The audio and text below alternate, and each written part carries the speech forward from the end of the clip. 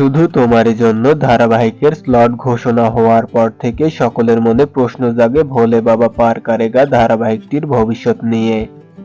এবার জানা গেল শেষ হচ্ছে না ধারাবাহিকটি, বদলে যাচ্ছে সময়, তবে একই সঙ্গে বদলে যাচ্ছে কাস্টিং।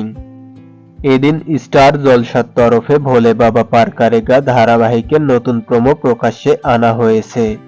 সেখানেই জানানো হয়েছে আগামী 18 ফেব্রুয়ারি থেকে বিকেল 5:30টার বদলে রাত 10:30টা থেকে দেখা যাবে এই ধারাবাহিক। ধারাবাহিকের নতুন প্রোমোতে দেখা যাচ্ছে একজন কনে বিয়ের সাজে বসে আছে, তারপরে শিবলিঙ্গে জল ঢালার দৃশ্য দেখা যায়, আর শেষে এক তরুণকে শহরের রাজপথ ধরে হেঁটে যেতে দেখা যাচ্ছে, কিন্তু কারা তারা সেটা স্পষ্ট নয়। নতুন ধারাবাহিক শুধু তোমারই জন্য আশায় কোপ পড়ল শুভ বিবাহ ধারাবাহিকে।